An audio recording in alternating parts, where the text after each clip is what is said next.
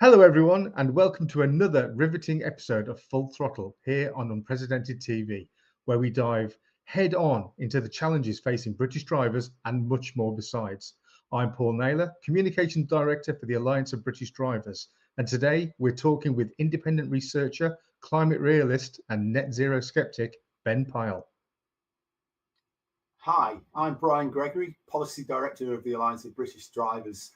Ben has been documenting the inexorable slow slide towards insanity of the "we're all doomed" Corporal Fraser climate crisis hysterics, as all their cherished belief systems collapse under the weight of their own scientific and logical inconsistencies. So buckle up, this is Full Throttle. Hello, Ben. Hello. Hello. Can you tell us a bit about your background, please, and how you became embroiled in exposing the man-made CO2-driven runaway climate change myth and the, to say the least, often questionable actors propagating and perpetuating it? Well, my journey was one. I've compared myself in the past, not as in I have said in the past, I was a proto-Greta. When I was 12, I was very taken with this stuff, this green stuff. Yeah. And I came from a very green lefty milieu, such as it was in the 1980s. Yeah. Like quite a mess in Oxford. And Right. lots of those kind of strands, there's a lot of left and green ideas wafting around, not very coherent. But I absorbed them, and I think I bored my classmates when I was about 12 with a lecture on some kind of environmental feedback mechanisms and why you shouldn't chop down the lovely forests. I didn't have a clue about it. So I grew. I was through my teens. I was attached to that stuff, and into my 20s. But then. I think we were talking about, you mentioned earlier Bjorn Lomborg, we're backstage, in about 2001 he came to Oxford to do a talk, a book, about his book about the skeptical environmentalist. Yes. And there was a local activist who was known to me. I knew quite a few of these activists. There's a local activist who's quite a big deal now, called Mark Linus. He's still sort of in this sort of grey area between environmental activism and so-called academia. I can't see my air quotes. I need to do that. And because it's just flim flam. But I'll come to that. But he custard pied Bjorn Lomborg and said, "This is for everything you say which is bullshit about the environment." So I thought, well, I mean, this is a seat of learning, and Brian, you know that. That was where I read my first degree at St. Catherine's. Yeah, and it used to be a place. Well, it might absolutely. That was when it was a place that taught people how to think rather than what to think. Sure. Yeah. And the Greens had lobbied the university to have Bjorn Lomborg prohibited from any university territory. I don't know how successful that was, but I thought this is not what happens. This is not collegiate, shall we say? This is not academia. This is not science.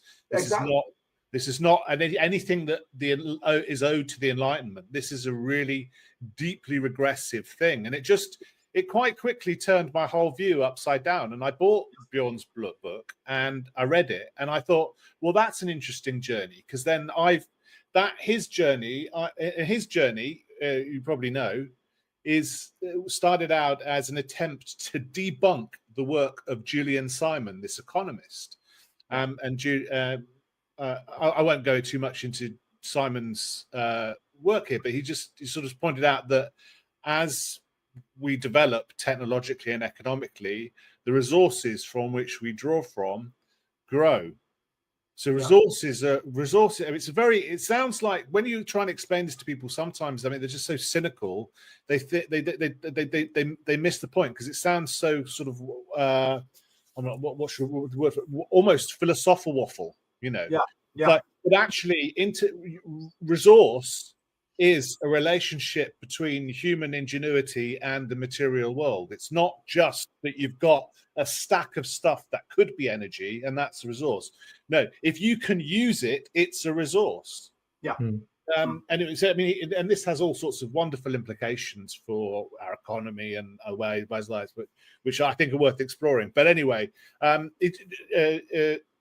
Lomborg and set his students, I think his postgraduate students, the task of debunking Julian Simon, and they discovered that they couldn't. They discovered that they agreed with him. Yeah, and through this it's process. interesting. You've had not just Lomborg, but Michael Schellenberger, Patrick Moore started off from the set. And Patrick Moore was actually one of the founder members of Greenpeace, but he is now absolutely very much on the message that cheap, plentiful energy is what we need. Carbon dioxide is our friend, not our enemy. And the last thing we should be doing is trying to control atmospheric carbon dioxide, because the costs are prohibitively stupid and the advantages are nil. Yeah, that's right. And that was one of my other motivating things, is that you and Bjorn's been incredibly good at this. Yes. And I don't understand why it hasn't had more purchase, especially from this sort of green left milieu that thinks it's anti-racist. Is that if you take the amount of good you can do per dollar investing in clean energy versus the amount of good you can do by building roads, industrializing, and so on and so forth. Yeah, they're just epochs apart. It's like it's inconceivable to me that anyone with any basic grasp of arithmetic wouldn't subject the green agenda to that test first. And I put it back to the green left people. Well, who are you calling racist in any of your discussions? Because there's nothing more racist than environmentalism. Yes. Right. Because it says all of the places that haven't yet reached our level of technological and economic development may not do so. Yeah. And it uses the power of Western political institutions and financial institutions to prohibit the development of hundreds of millions of people. Yeah. And that's I think in the end, in the final analysis, that's going to if you do a crude body bag count, that's going to be worse than any of the world wars. That's going to be worse than communism. Yeah. Right? And I mean, even through the 20th century, like you count all of those people who didn't have those lives that they deserved.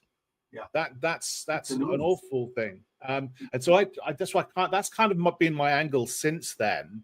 Yes. Is, well, let's take apart this ideology. Let's understand environmentalism as an ism, the same as any other isms that characterized the first part of the 20th century. And then we can understand what we're really dealing with and how those other isms got themselves into science to distort and colonize science, the classically Lysenkoism, but all of the sort of the Nazi eugenics stuff and so on, these deviations from proper science. And then we might have a chance of actually having rational environmental policy, because none of us here think that pollution is in and of itself a good thing. Absolutely not. We should reduce it to the minimum, but we should do what we can do most efficiently to improve the state of the world. And let's be realistic here. In the last 150 years, living standards have improved dramatically for the vast majority of people in the developed world. Their life expectancies have more than doubled. Yeah. What's not to like? We've got more carbon dioxide in the atmosphere. It's greening the earth.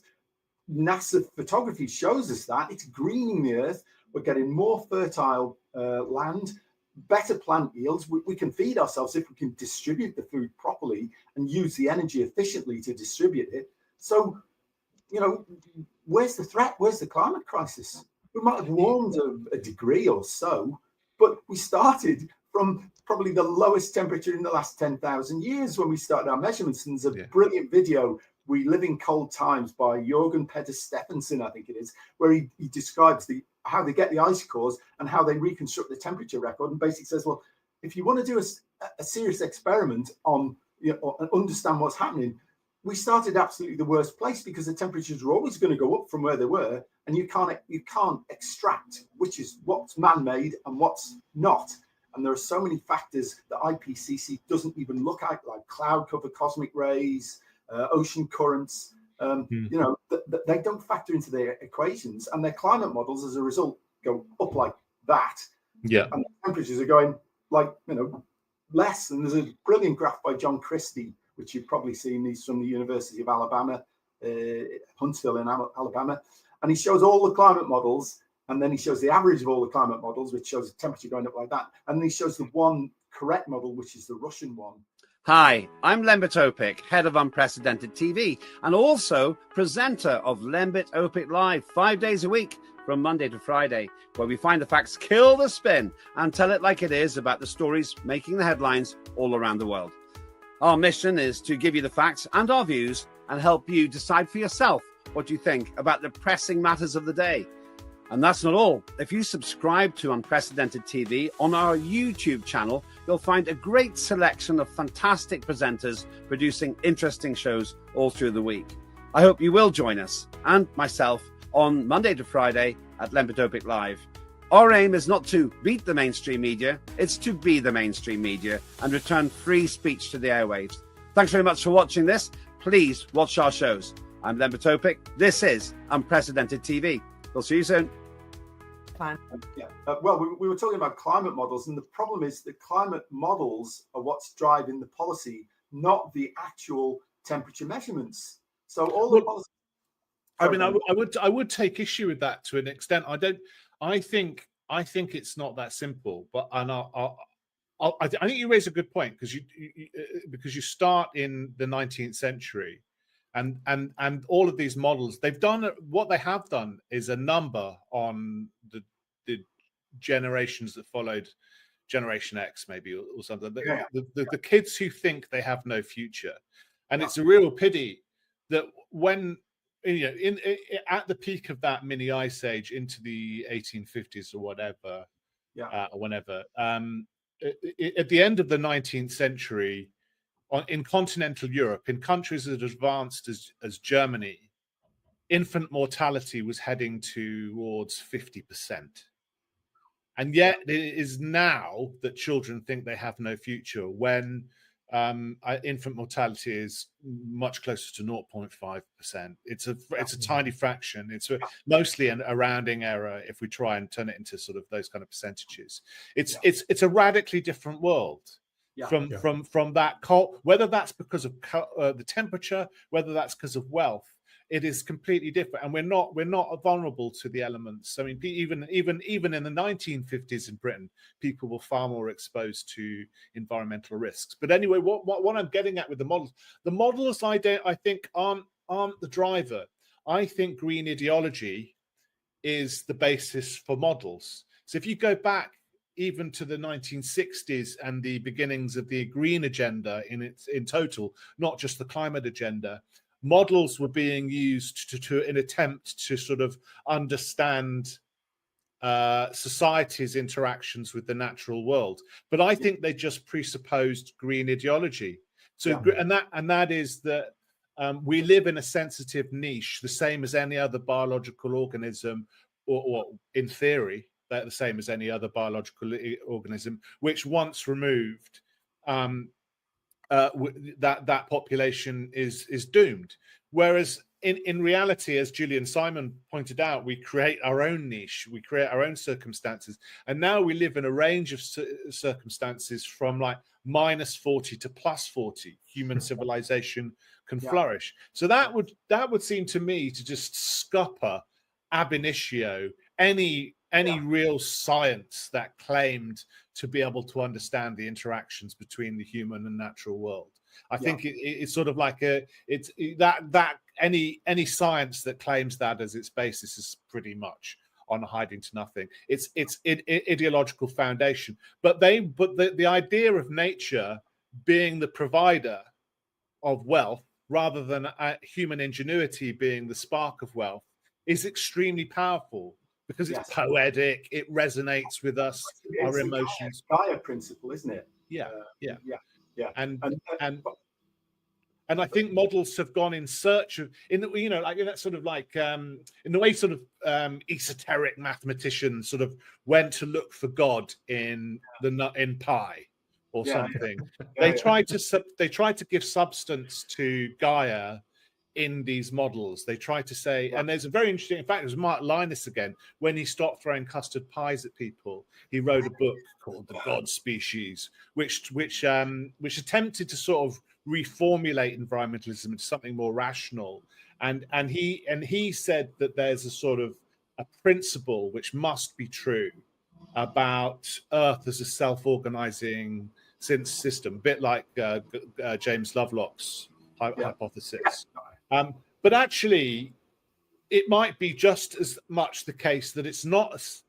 You could say that the endurance of life on Earth is just as much evidence that there is no such self-regulation, that it's actually individual organisms which are capable of surviving despite their circumstances.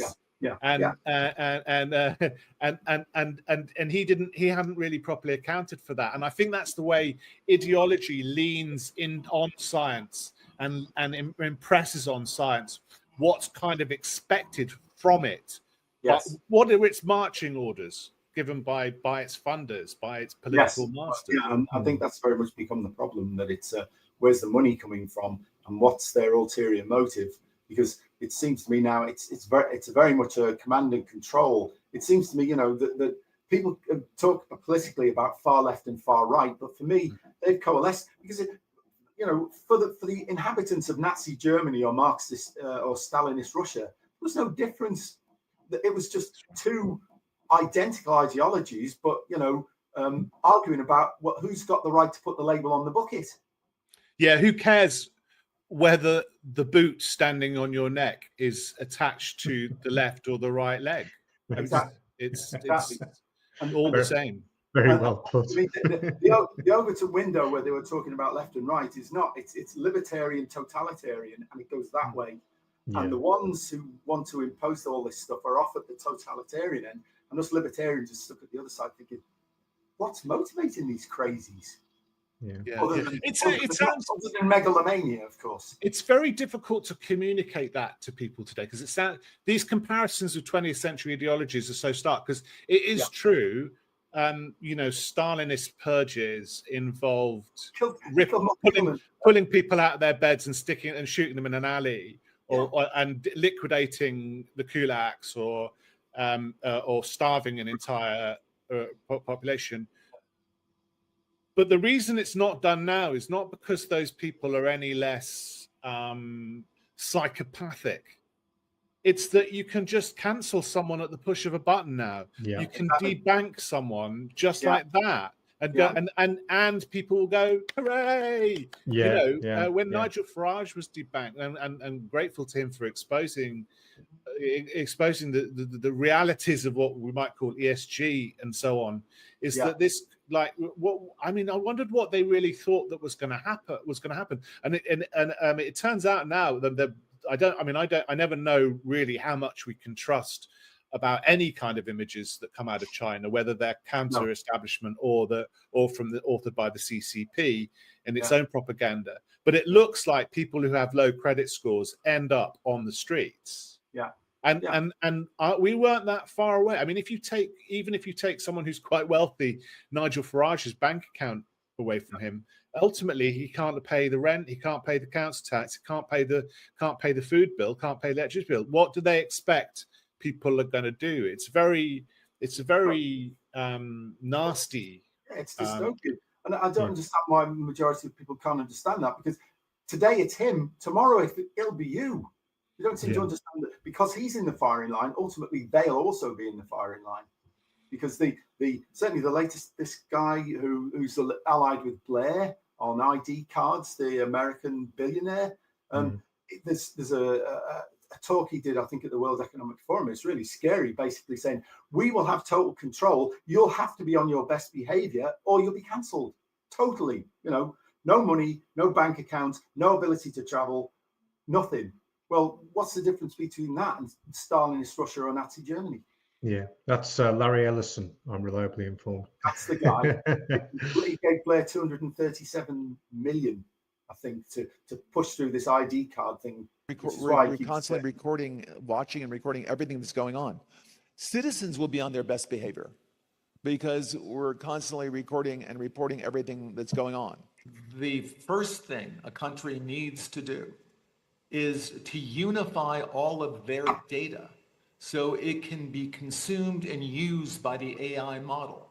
You have to take all of your healthcare data. your diagnostic data, your electronic health records, your genomic data. The NHS in the UK has an incredible amount of population data, but it's fragmented. It's not easily accessible by these AI models. We have to take all of this data we have in our country and move it into a single, if you will, unified data platform. So we provide context. When we want to ask a question, we've provided that AI model with all the data they need to understand our country. So that's the big step. That's kind of the missing link. We need to unify all of the national data, put it into a database where it's easily consumable by the AI model, and then ask whatever question you like. Like, Wow. when can we cancel you? Yeah, I see Max Headroom's not aged very well, has he? He does look a bit like Max. Well, I just don't understand why. I mean, it's such a weird psychopathic. What do most people do that needs monitoring? They go and see grandma. They go to the shops and buy the weekly shop. They buy some eggs and some milk and some bread and some cornflakes. Yeah. And then they go to the cinema. Yeah. You don't need to know that. No. And if they're hanging out and they're talking about political, like we are having subversive conversation, you don't need to know about that either. It's none of your business as a government. Well, I mean, there's laws in place now. If you're doing that in the pub and one of the pub's employees hears what you're talking about and is offended or upset, the pub can be in trouble and you can be in trouble. Well, yeah, there's been cases, hasn't there? Yeah, it's very much like Jurassic Park, where they say just because you can doesn't mean you should. No. Just because the technology is available doesn't mean they should implement it and do this to us. And if you've got nothing to hide, you've got nothing to worry about. Well, there's that classic quote by the German pastor Martin Niemöller. First they came for the trade unionists, and I didn't do anything because I wasn't a trade unionist. And it goes down, and eventually it says, then they came for me, and there was nobody to speak for me. Yeah. And that's exactly, this is stepwise what's happening. Yeah. So we've established that this climate crisis, and I'll do that as well, this climate crisis narrative, which is coming to dominate the UK political thinking, is based in this green narrative. So what's your take on the renewables being apparently 9 times cheaper than gas-fired electricity generation? It's a claim. What do you make of that? Well, we've been trying to point out that it isn't for a really long time. I don't think I really sort of understood renewables as anything other than sort of a way of sort of easing us into just dearth, basically, and scarcity and hardship. I know, and that's very obvious because the Climate Change Act asserts targets, but it doesn't, that are legally enforceable, but it doesn't say how those targets would be achieved. You might as well have a law that says people should be able to fly by flapping their arms up and down, because you can't, there is still physics. Yes, there is still the material constraints of the world, and it should have that, like in any normal world or any normal political order, you would say, it's a cart and horse thing, isn't it? You've got to have the technology before, and you've got to have the economics, in fact. Yeah. But actually, if we go back again, you can see in the 1970s, environmentalism was committed to degrowth. You can see it in the Paul Ehrlich, who's celebrated by the British establishment, saying giving society cheap and abundant energy is the moral equivalent of giving an idiot child a machine gun. Because, he was factually wrong, because what he said was, and there's a little bit of it. It's an interesting diversion. He said that if we had cheap and abundant energy, and cheaper and more abundant energy, then every attempt would be made to pave over the entire countryside. And that's not what happens. No. And that's not what's happened with industrial agriculture. As we've got better at producing food, we've used less land. We're now, the global agricultural footprint has been diminishing. because of industrialized agriculture. So he's wrong factually, and it's in a catastrophic way. But none of the establishment has ever said, we need to revisit this stuff. We need to look at our foundational principles. So degrowth and sort of making us use less and less was always part of the agenda, and the technology was an afterthought. The other thing I'd say about the renewables is we've heard it constantly since the Climate Change Act. We've heard it since the before even the Climate Change Act, that investing, which means spending. I'm doing that again. I need to will create jobs. I just imagine me constantly doing it. Will create green growth. It will create economic growth. It will create jobs and all of the rest of it. Notice that all of these promises are not legally enforceable, but the targets are. Yes. And so we have no recourse and a cross-party consensus that this must be achieved no matter what. Essentially forced the entire country to sign a blank check. It's an economic death wish. It is, It's an economic death wish. Because as you were saying earlier, Ben, you've got these developing countries who are basically being told you've got to go along with this narrative, and they're thinking, well, hang on, we're just getting to the point where we can develop. We're not going to listen to you. We're going to carry on building our coal-fired power stations. We're going to carry on doing things the way we want to do it, and we haven't got any right to stop them from doing that. That's their choice. There's a guy called Jesper Machugo in Africa who does ex-posts and things like that, saying exactly that. You don't have the right to say that to us. And he's dead right. Yeah. We should mind our own business and let them manage their economies as efficiently as they possibly can. Yeah. The most important thing to build a credible economy, as you've already said, Ben, is to have cheap, available, reliable energy, low cost and always dispatchable, which wind and solar aren't.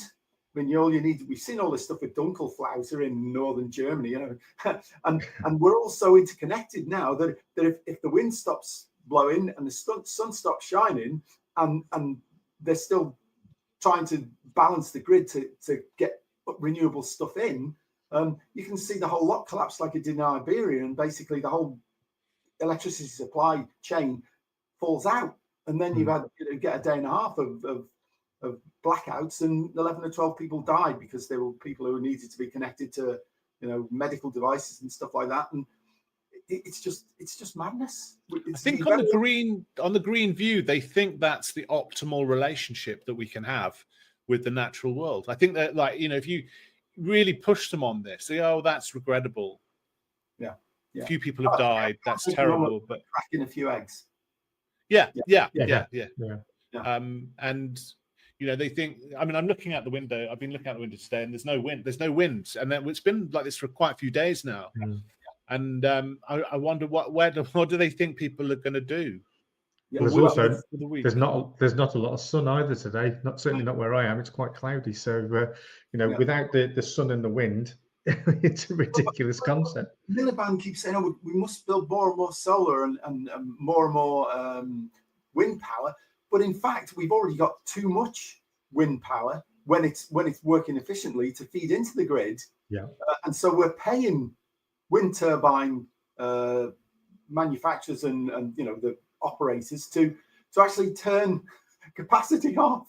We pay them when they generate, and then we pay them when they don't generate. Well, why don't we do the same with gas stations then? Because they don't get that get out of jail free card. You heads I win, tails you lose. Well, there's a lot more of this in the pipeline. A hell of a lot more. I mean, Clean Power 2030, I think they need about 200 gigawatts of installed renewable capacity. Yeah, to get 60. There is on the NESO, the National Energy System Operator, on the pipeline, there is nearly 800 gigawatts of capacity being considered. I mean, given that peak demand in the UK is only 60 gigawatts, this should be alarm bells should be ringing everywhere. How is it that there is nearly 800 gigawatts of capacity in the pipeline, more than 10 times more than we need? Yeah. But what I mean, and of course, you do need 10 times more installed capacity for solar, because the load factor of solar, it's only 10% in and wind's about 30 or something. Yeah. But nonetheless, that means you've got at lunchtime in July on a weekend, you've got this immense amount of power that you've got to deal with, and can't store it.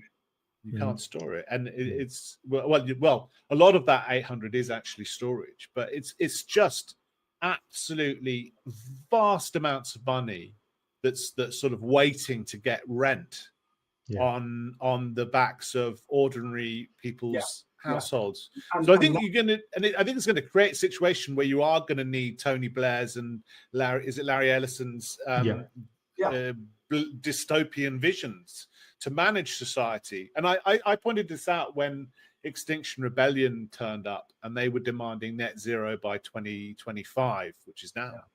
And I said there is no precedent in history for such a destruction of wealth, and transfer of wealth that hasn't involved tanks and troops pointing their weapons at civilians on streets. Because it's just a complete transformation without any democratic mandate whatsoever. And of course, this is what Digital ID is trying to achieve without actually using main force. It's trying to achieve exactly the same thing. Because basically, people will be controlled because they won't have access to their own resources. And then what happens when the Digital ID data center gets hacked, or loses power because there's no wind? Yeah, then what do you? How are you going to monitor the protesters then? I mean, it's so my point about 2025 is that you're going to have civil conflict at some point between now and whenever your net zero target is achieved, because net zero target is wholly irrational. I think they were convinced that they could salami slice the process, and they could do it bit by bit by bit. We get an extra gigawatt, an extra gigawatt, an extra gigawatt. It's like the American thing: by the inch it's cinch, by the yard it's hard. Yeah, right. Yeah, but that's not how it works. There are finite quantities involved. And everyone has a bottom line. And once that's crossed, once you go into the red, once you can't afford something, you can't afford anything, and then you're bankrupt, and then your house is gone, your job's gone, all of your stuff is gone. And it's not like you've got nothing to lose to actually, react against the system in a forceful way. Let's put up that graphic. I mean, because so many people, I don't know that this document that was produced by Cambridge and Oxford University academics, which makes me feel extremely ashamed having been to one of them. But basically, they have a plan for net zero, and this is working in the background. It's a graph showing you what they want to achieve by 2050. Can you put that up, Charlotte? It's the big chart with all the coloured bands. Is this the fires study? Fires, UK fires, They Oxford and Cambridge, right? Yeah. £5 million of public money was used to fund this, and it is dystopian and totalitarian. Resources they use to produce this absolute rubbish is extraordinary. I mean, what could we do with 5 million? We could. If anyone's got £5 million, I'll give you an agenda, and we'll end this. We'll spend it for you. And it'll do a lot more good than that. Yeah. We will end this nonsense very, very quickly with £5 million. Yeah. Have you found it yet, Charlotte? Just going through all the folders, all the manila files. I can't remember what I called it. I think I called it UK Fires or something. Just a minute. And they're so. I mean, they have these dreams in these academic research units of imposing this kind of stuff on us. Absolutely. There's like, oh, we're going to get rid of travel, and everyone's going to be a vegan, and then we'll all sit around a campfire. We'll all sit around an LED bulb and sing "Kumbaya," and everyone will be happy because that's what we really like doing. We really like, and everyone all that everyone else needs to do is just realize how much. That's it. There we go. So yeah, what? So right, yeah, no cars. It's a sort of a rose-tinted view of sort of a feudal existence, you know. So yeah, I mean, if we look at this, a 40% reduction in road use by 2050. Well, road use has typically been going up at 1-2% per annum for the last 50 years at least, steadily, even jumps and starts. But people want to move about. They want to, as you say, visit relations, go shopping, drive to the airport so they can fly out on their holiday annually. And that's the next one to get killed. Flying, there will be no commercial airports open in the UK by 2050. No commercial flying. So forget your annual holiday. That's out the window. What was the next thing? Shipping. And they've already started this. The EU has already proposed putting a tax on